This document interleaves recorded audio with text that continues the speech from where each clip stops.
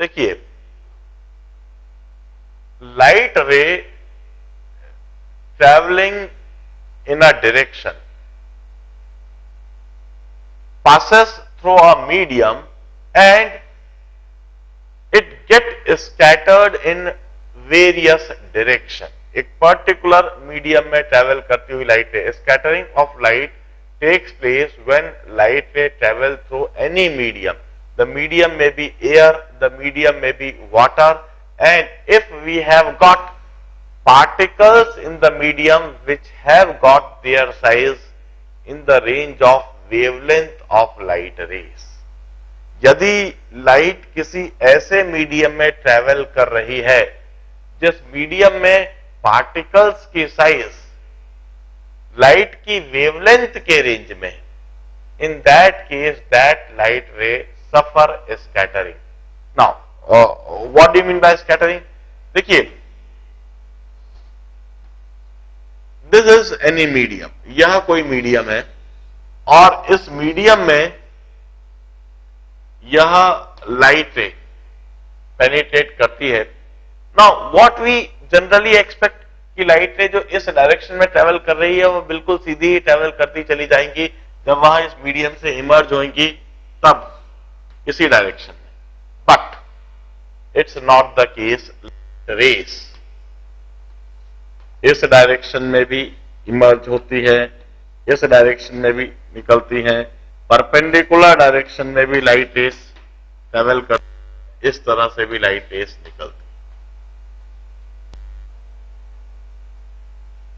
We call it scattering of light ray. In fact, what happens is when light ray passes through a medium, that medium absorbs the light energy, and after the absorption of that light energy, the electrons gets excited, and those excited electrons once again they get de-excited, and during de-excitation they emit light energy in all the directions.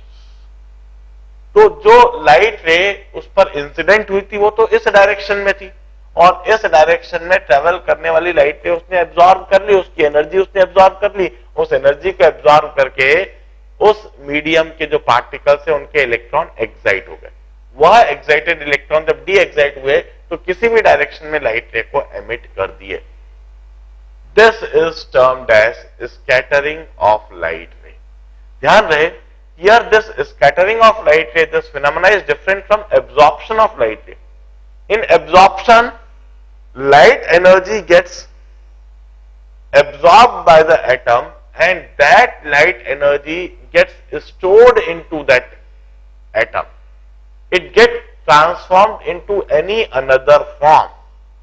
Absorption of light ray में light energy absorb होती है और वो उसकी internal energy में, energy के किसी भी रूप में उसके अंदर store हो जाती है.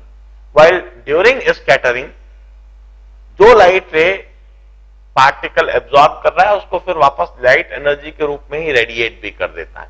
एब्जॉर्प्शन में वो किसी और फॉर्म में रेडिएट करेगा मगर स्कैटरिंग में लाइट एनर्जी के फॉर्म में ही रेडिएट होती है. This phenomena is termed as scattering of light ray. Rayleigh studied the phenomena of scattering and he suggested Rayleigh law.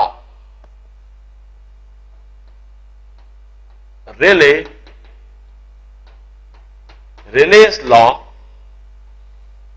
for the scattering phenomena. Now the law says that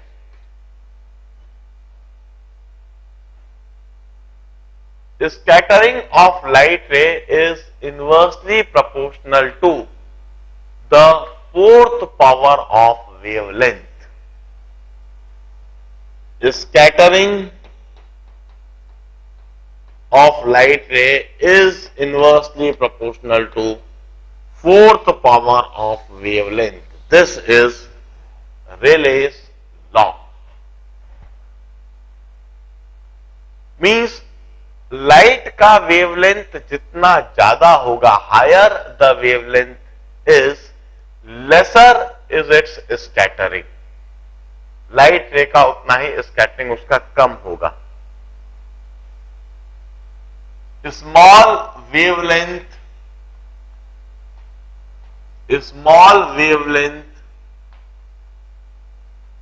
imply more scattering,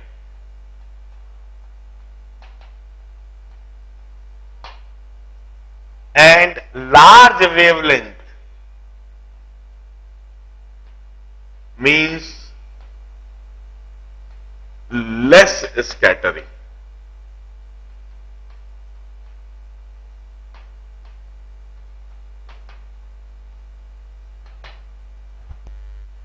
अब देखिए इस scattering phenomena की वजह से क्या क्या effect होते हैं और हम किस किस तरह से इसका उपयोग भी लेते हैं। इसका मतलब है कि यदि हम विजिबल रेस की बात करें, visible rays means white light rays में violet, indigo, blue, green, yellow, orange, red है। विजिबल की यदि हम बात करें,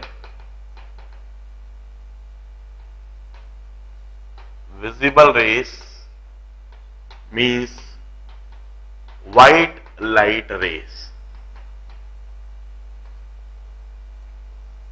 violet, indigo, blue, green, yellow, orange, red।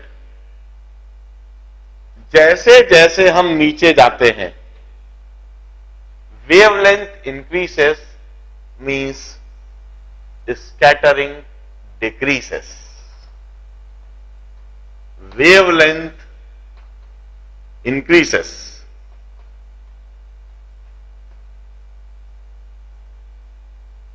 or scattering decreases। इसका मतलब रेड कलर का मिनिमम स्कैटरिंग होता है और वायलेट कलर, इंडिगो कलर, इनका मैक्सिमम स्कैटरिंग होता है। Now due to this scattering phenomena sky appears blue. हम दिन में आसमान में देखते हैं और आसमान हमको नीला दिखाई देता है, ब्लू दिखाई देता है। It's because of the scattering of blue colours. होता यह है कि सन से आने वाली लाइट रे उसमें सारी वेवलेंथ है, मगर वायलेट, इंडिगो, ब्लू कलर्स जो वहां से आ रहे हैं वो एटमॉस्फेरिक एयर के द्वारा स्कैटर हो जाते हैं। स्कैटर हो जाते हैं मतलब चाहे जहां चाहे जिस डायरेक्शन में फेंका जाते हैं। और इस तरह से since in white colour violet और इंडिगो कलर का परसेंटेज कम है, while the percentage of blue color is very large। तो ब्लू कलर काफी अधिक होने की वजह से, ब्लू कलर का काफी अधिक स्कैटरिंग होने की वजह से स्काई ब्लू दिखाई देने लगता है। हमें जो स्काई का ब्लू कलर दिखाई दे रहा है, all those are the scattered blue rays, and those scattered blue rays are by atmospheric air। atmospheric air का जो स्कैटरिंग होता है उसकी वजह से स्काई हमें ब्लू दिखाई देता है। मैं इधर इस बात को मेंशन भी करता हूं, due to this scattering phenomena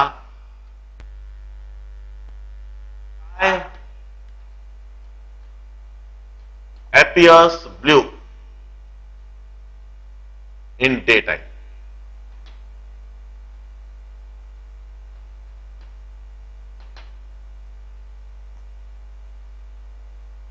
अब while in morning as well as in evening the sky appears red or sun appears red or orange, once again it's due to scattering।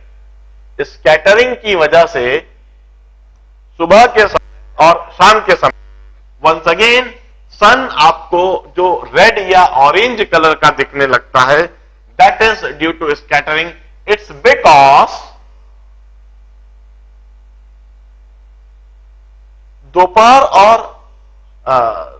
दोपहर के समय सन ओवरहेड है, while in morning hours, afternoon hours, violet, indigo और blue colour यह almost perpendicularly या अलग अलग direction में स्कैटर होकर हम तक नहीं पहुंच पाती है, जबकि रेड कलर जिसका मिनिमम स्कैटरिंग है, ऑरेंज कलर जिसका मिनिमम स्कैटरिंग है, वो बिना स्कैटर हुए हम तक पहुंचती है। तो सन से आने वाली रेस में we have got more percentage of red and orange color. Since we have got more percentage of red and orange color, while we have got less percentage of violet, indigo and blue colors. That's why this sun appears red or orange during sunset and sunrise. We used to, due to scattering of light, मैं इधर इस बात को लिखते भी जाता हूं क्योंकि ये सवाल आपसे पूछा जाएगा। appears blue in daytime due to maximum sky appears blue in daytime and sun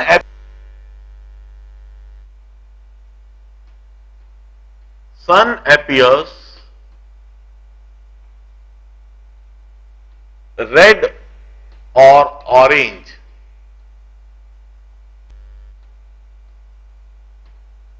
during sunset and sunrise. Sunset और सनराइज के दौरान वह रेड या ऑरेंज दिखने लगता है, once again due to scattering, because red and orange are minimum scattered and blue is maximum scattered at any time. मैं अब इस फिनोमेना को थोड़ा फिगर से बना के दिखाता हूं।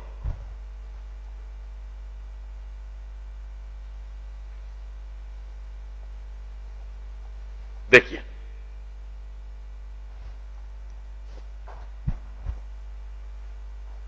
this earth, and if we are standing here, this is atmospheric air.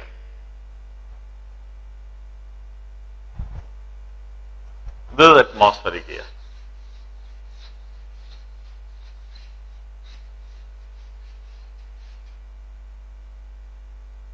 अब यदि सन इधर है तो सन से आने वाली लाइट रे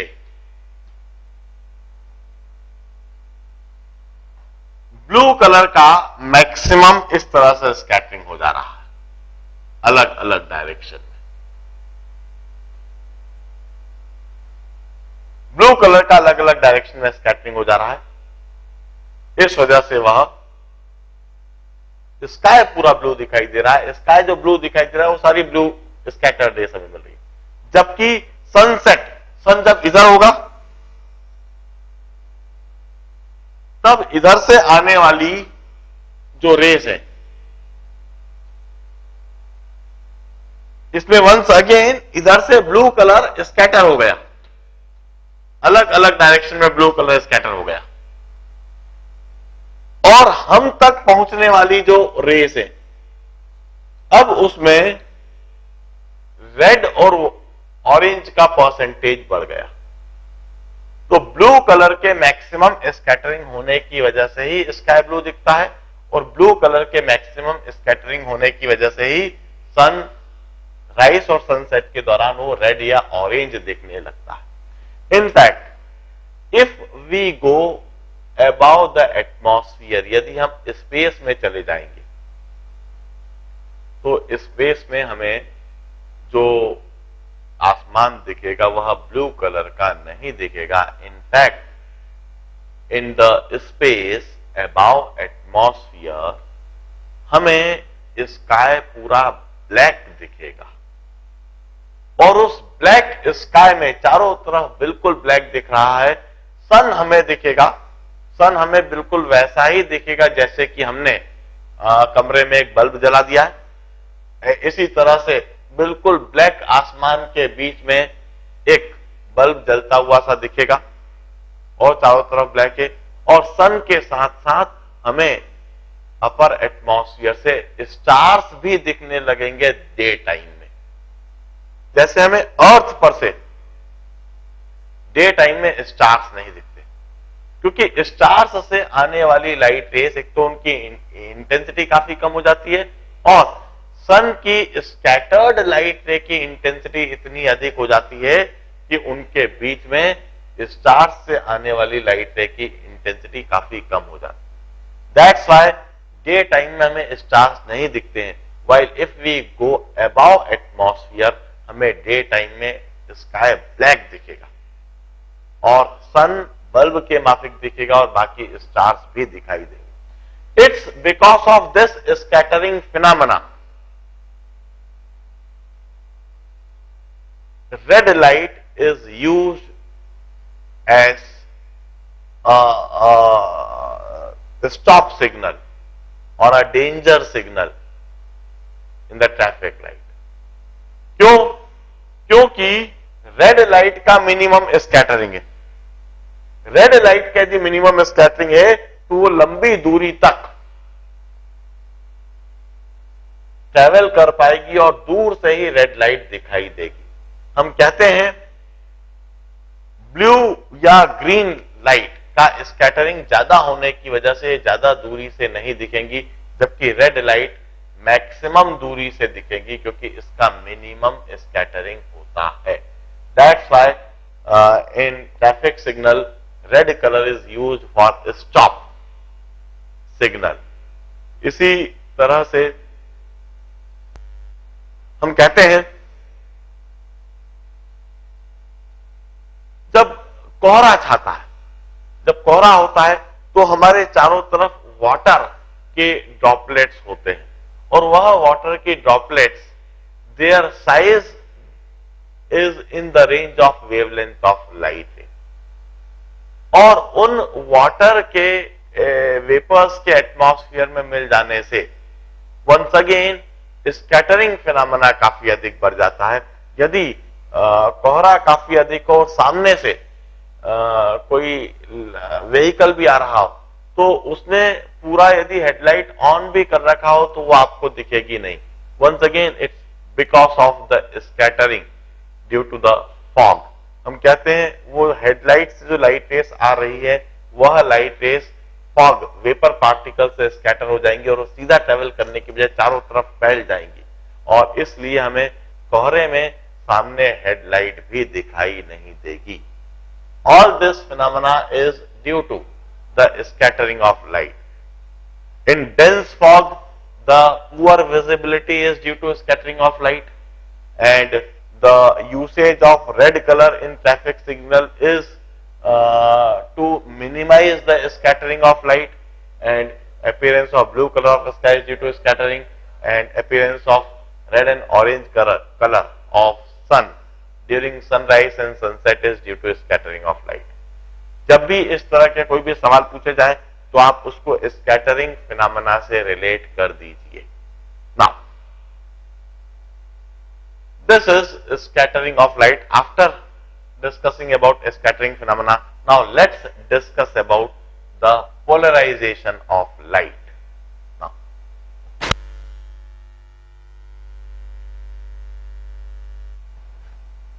the next is the polarization of light.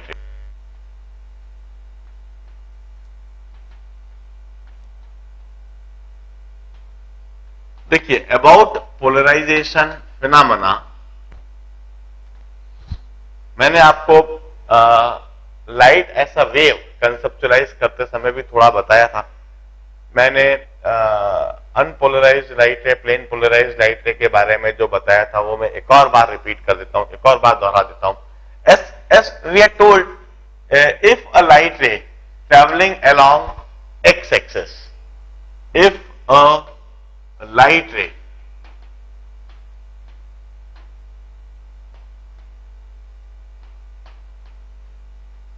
traveling along x-axis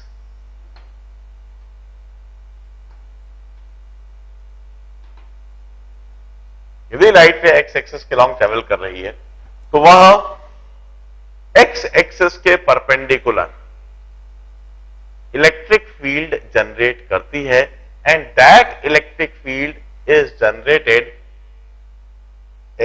according to transverse propagating wave,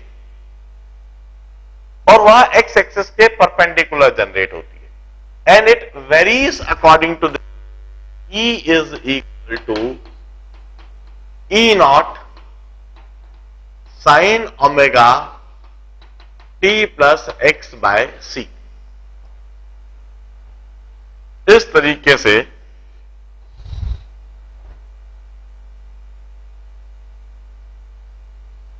electric field time और पोजीशन के साथ में चेंज होती है। This is E not and this electric field at any instant.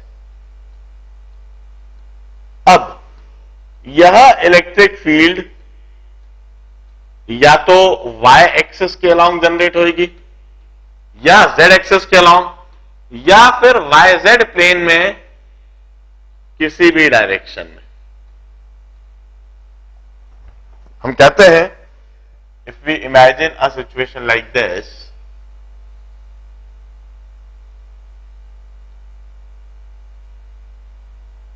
यह x axis है और यह y एक्सिस और यह z एक्सिस। तो यह जो इलेक्ट्रिक फील्ड का जनरेशन है यह y एक्सिस के अलोंग भी हो सकता है, z एक्सिस के अलोंग भी हो सकता है और इनफैक्ट यह YZ प्लेन में किसी भी डायरेक्शन में हो सकता है।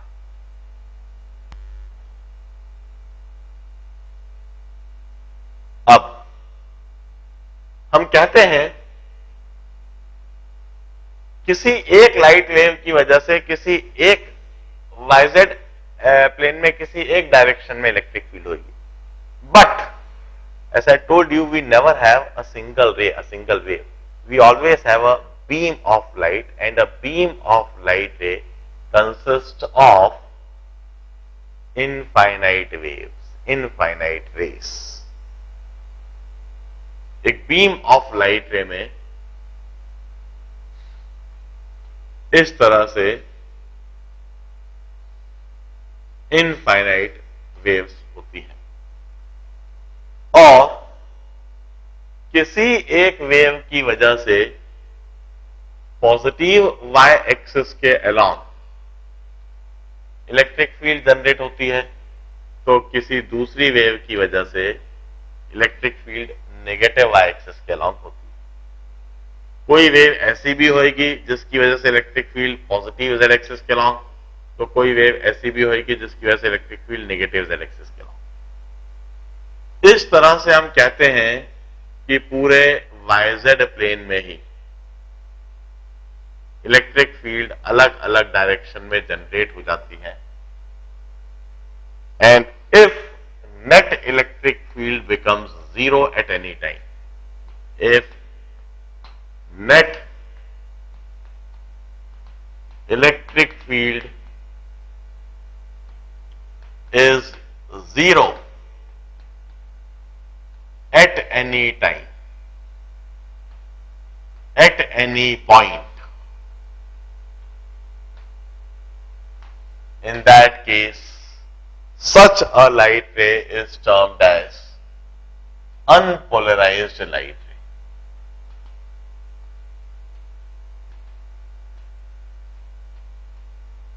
यह बात मैं पहले ही बता चुका हूं, एक और बार रिपीट करवा रहा हूं। इस सिचुएशन में इस लाइट रे को हम अनपोलराइज्ड लाइट रे कहते हैं।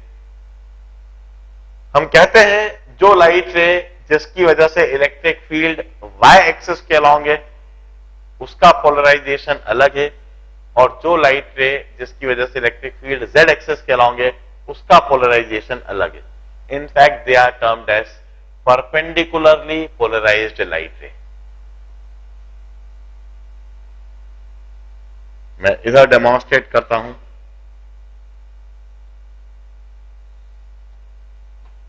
एक्स एक्सिस के अलोंग दो लाइटें ट्रेवल कर रही हैं, एक की वजह से इलेक्ट्रिक फील्ड वाई एक्सिस के लॉन्ग वेरिएशन होता है और दूसरी की वजह से इलेक्ट्रिक फील्ड का वेरिएशन जेड एक्सिस के लॉन्ग होता है। कुछ इस तरह से एक लाइट वेव इस तरह से इलेक्ट्रिक फील्ड जनरेट करती है, तो दूसरी लाइट वेव कुछ इस तरह से।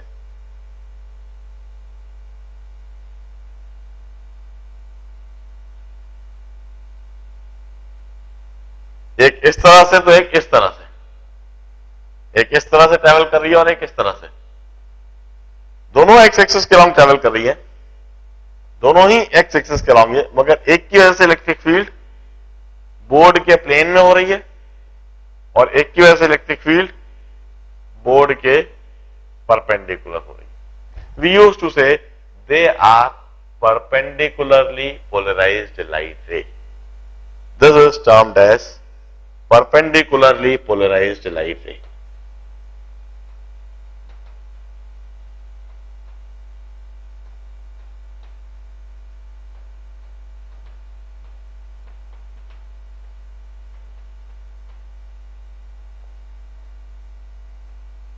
हम कहते हैं यदि हमें कोई ऐसी लाइट बीम मिल जाए जिस लाइट बीम की वजह से इलेक्ट्रिक फील्ड इट्स यूनिडायरेक्शनल, यदि हमें कोई ऐसी लाइट रे मिल जाए जिसकी वजह से electric field is unidirectional, then such a light ray would be called plane polarised light ray.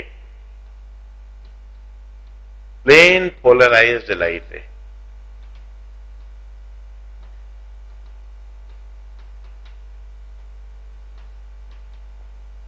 It means unidirectional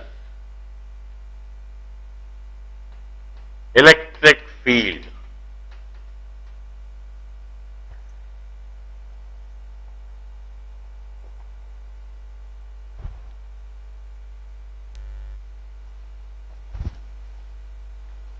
अब इन पोलराइज्ड लाइट रे ऑब्टेन करने के लिए जिस डिवाइस है, जिस सेटअप का हम इस्तेमाल करते हैं, they are termed as polariser और पोलरॉइड्स। पोलरॉइड्स और polariser.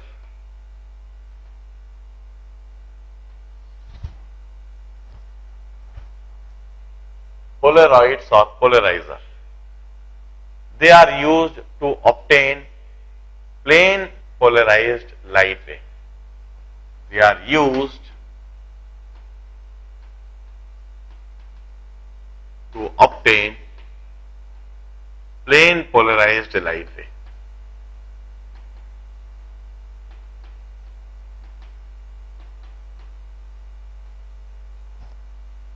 Now, we have got several methods of obtaining plane polarized light ray, जिसमें one of the most simple and the easiest method is pass the light ray through a fine slit. यदि हम light रे को एक fine slit से पास कर दें,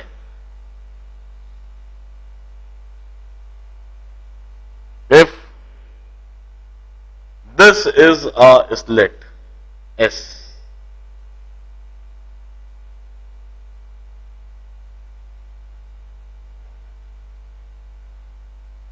इस स्लिट से पास होने वाली जो लाइट रेस होंगी, most of the light ray would be polarised along the direction of slits.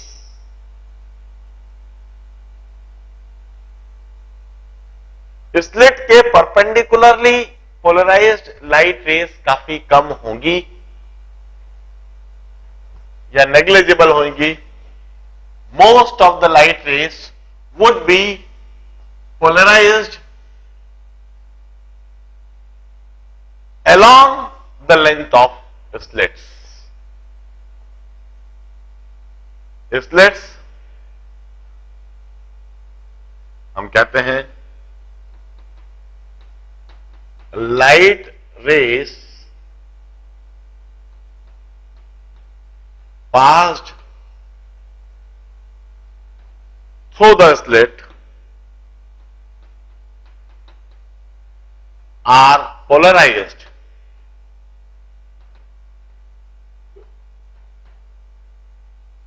along the length of the slit.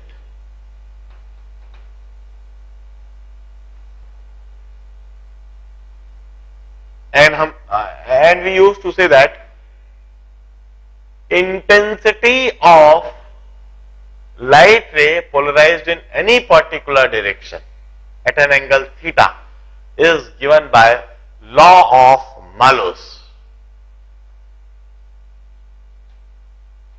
Law of Malus.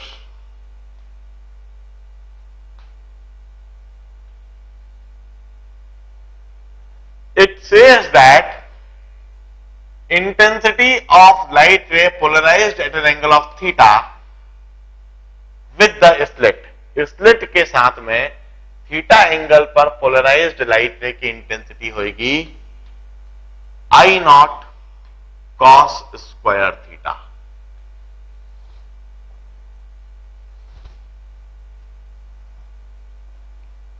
I naught cos square theta.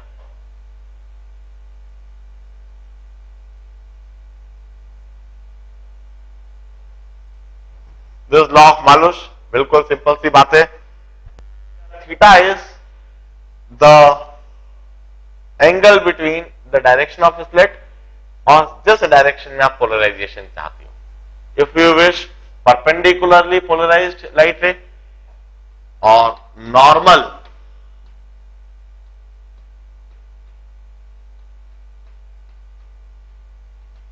Polarised light रे,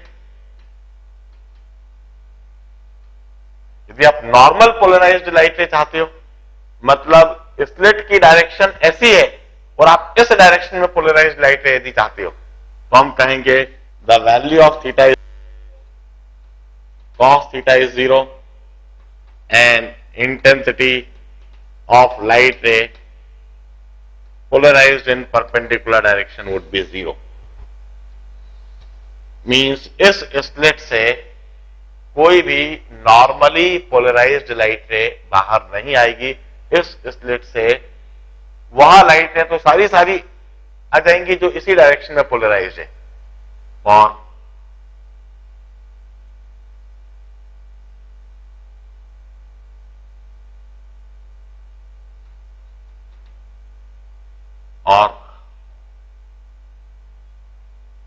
light ray polarized along the slit. For light rays polarized along the slit, हम कहेंगे the value of theta is 0, cos theta is 1 and its intensity at 0 degree is I naught. Means जो light रे slit के along polarised है वो तो सारी इससे पास हो जाएंगी, और जो नॉर्मली पोलराइज्ड है वो बिल्कुल भी इस स्लिट से पास नहीं होंगी. Plane polarised light ray obtain करने का यह सबसे बेहतर तरीका है कि आप उस लाइट रे को एक बिल्कुल फाइन स्लिट से पास करो. अब हम एक डिस्कशन और करते हैं.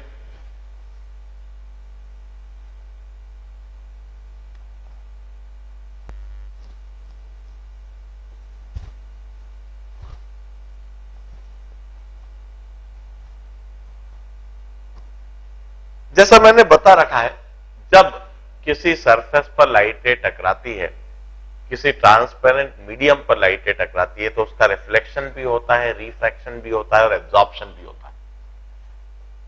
देखिए, this medium 1 and this medium 2 and this is a incident light ray. This is incident light रे.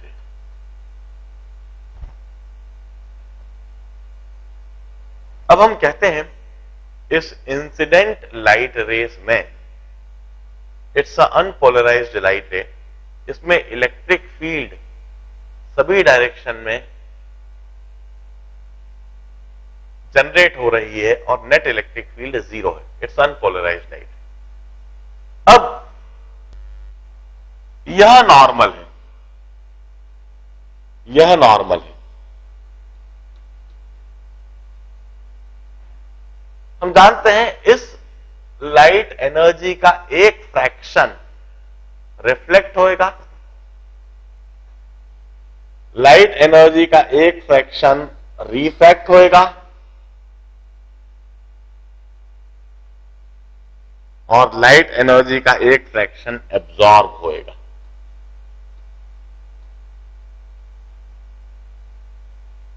सवाल यह होता है कि कौन सी लाइट एनर्जी रिफ्लेक्ट होती है, कौन सी लाइट एनर्जी रिफ्रैक्ट होती है और कौन सी लाइट एनर्जी एब्जॉर्ब होती है।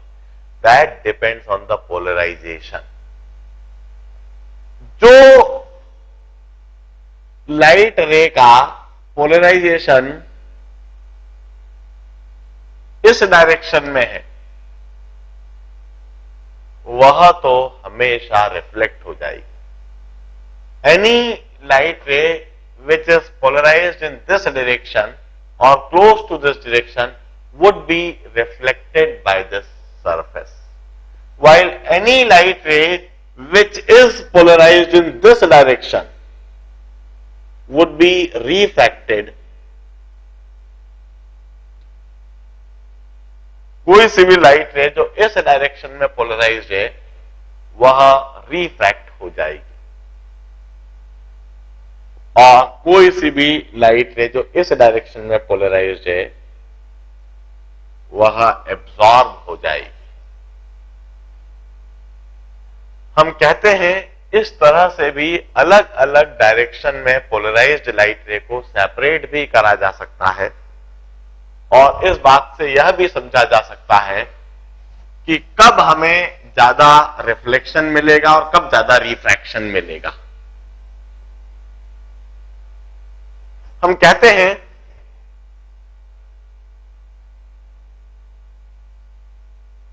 यदि हमें रिफ्लेक्टेड और रिफ्रैक्टेड रेस परपेंडिकुलरली पोलराइज्ड चाहिए, if we wish perpendicular polarization of reflected and refracted rays,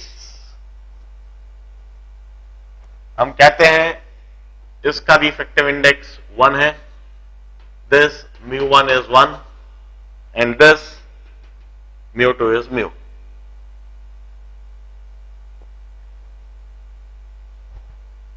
For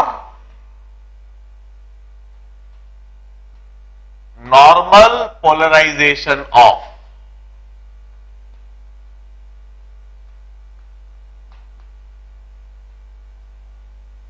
reflected and refracted rays, reflected ray and refracted ray,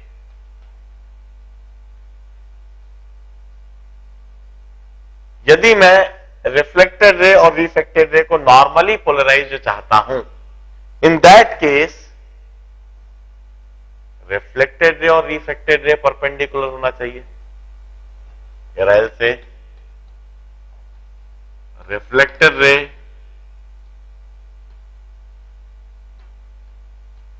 must be perpendicular to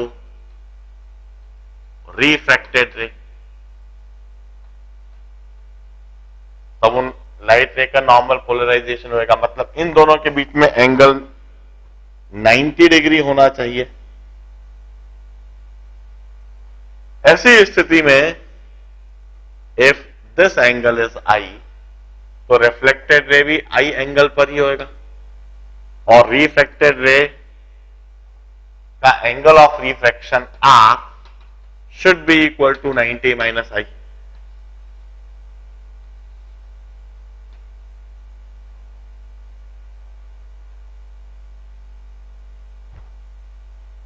और हम Snell's law लगा सकते हैं फिर sine i upon sine r is equal to mu upon 1। Sine i की जगह पर तो साइन आई ही लिखा रहने दूंगा, साइन आर की जगह पर sine of 90 minus i, and this is equal to sine i by cos i, और tan i is equal to mu, और i is equal to tan inverse mu. This is termed as Brewster law. Brewster law. And this I is termed as Brewster angle. This I is Brewster angle, for which the reflected ray and refracted ray are normally polarized. This I is Brewster angle.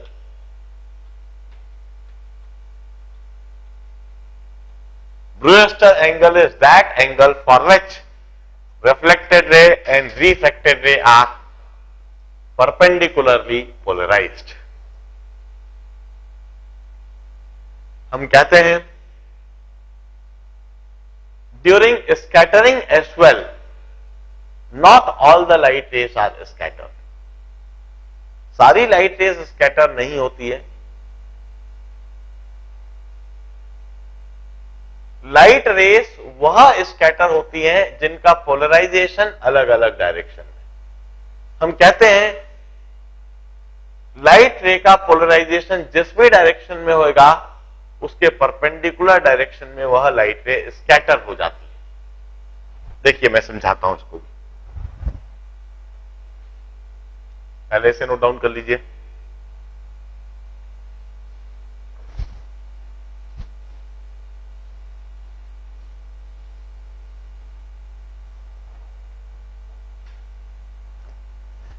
If this is a gas chamber,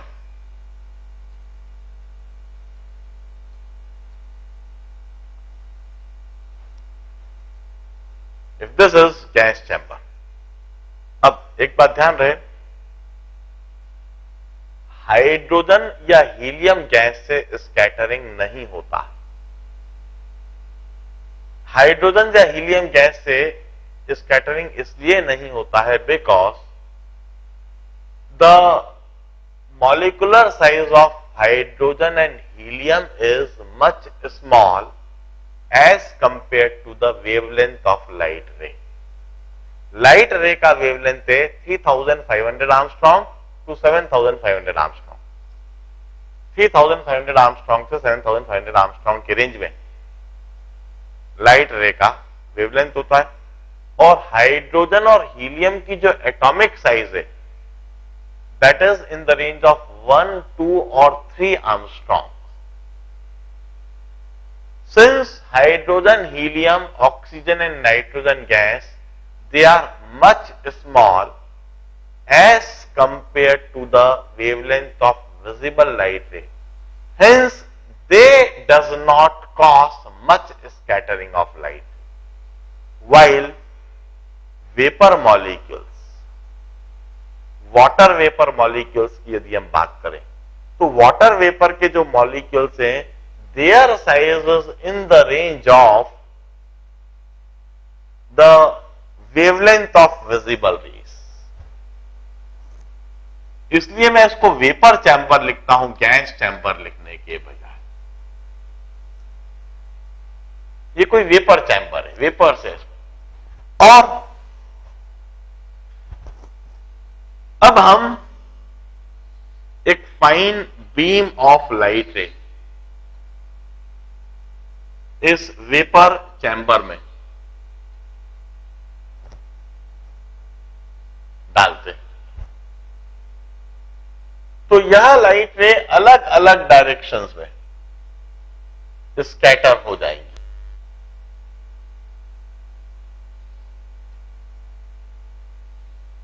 अलग अलग directions में यह light rays scatter हो जाएंगी।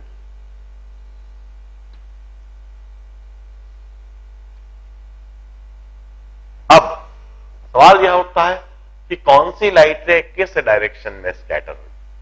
हम कहेंगे इस direction में जो स्कैटर्ड लाइट रेस हैं, they will be having their polarization in this direction, or say whatever light ray have got polarization in this direction would be scattered in this direction, while the light ray scattered in this direction would be polarized like this। या फिर हम यह कहें कि इस light beam में जो भी लाइट रे इस डायरेक्शन में स्कैटर्ड है या इस डायरेक्शन में पोलराइज्ड है, वो इस डायरेक्शन में स्कैटर हो जाएगी। While the light ray polarised in this direction, जिसकी इलेक्ट्रिक फील्ड इस डायरेक्शन में वेरी हो रही है, वह बिल्कुल सीधी जाती जाएगी इसी तरह से। एंड द लाइट रे scattered in this direction would be having polarization in this direction. The light rays scattered in this direction will be having polarization in this direction.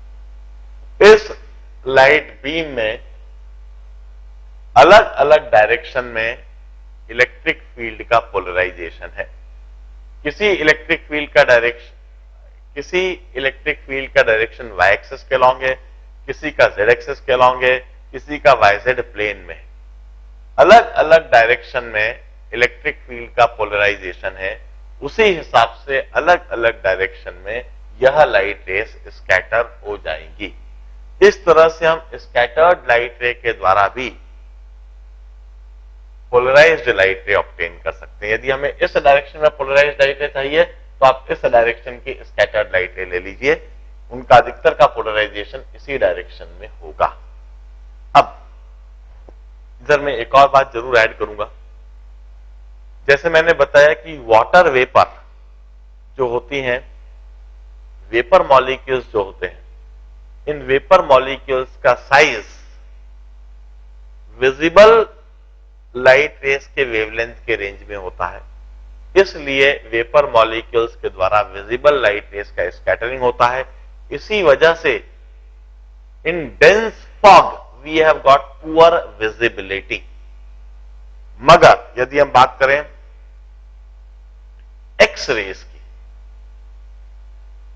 X rays have got wavelength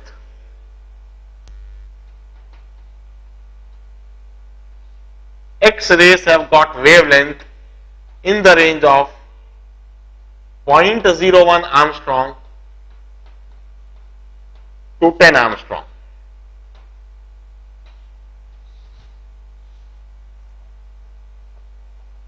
X-rays का जो wavelength होता है, they have got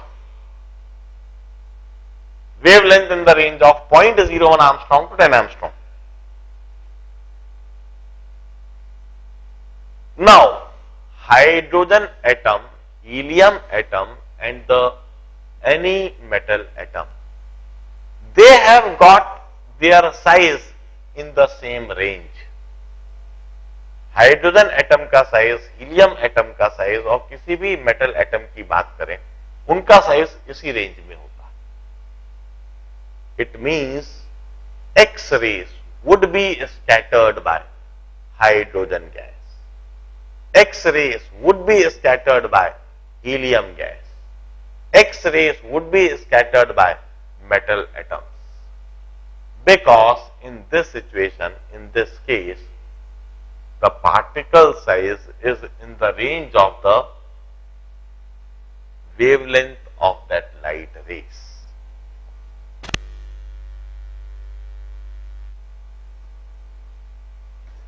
In fact, that's all about the phenomena of polarization as well. That's all about all the phenomena of light rays. In fact, that's all regarding wave optics. That's all regarding optics. Optics में मैंने सारी बातें, सारे phenomena बता दिए।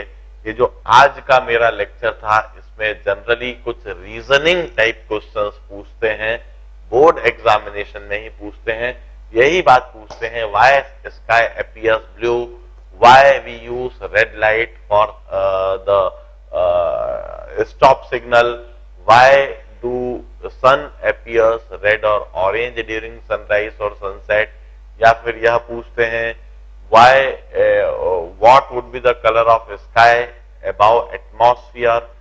यह बात पूछते हैं कि मून से देखने पर आसमान किस कलर का दिखाई देगा, अर्थ से देखने पर वह ब्लू क्यों दिखाई दे रहा है। या फिर कई बार यह ब्रूस्टर एंगल पर सवाल एग्जामिनेशन में देखे गए हैं, पूछे गए हैं।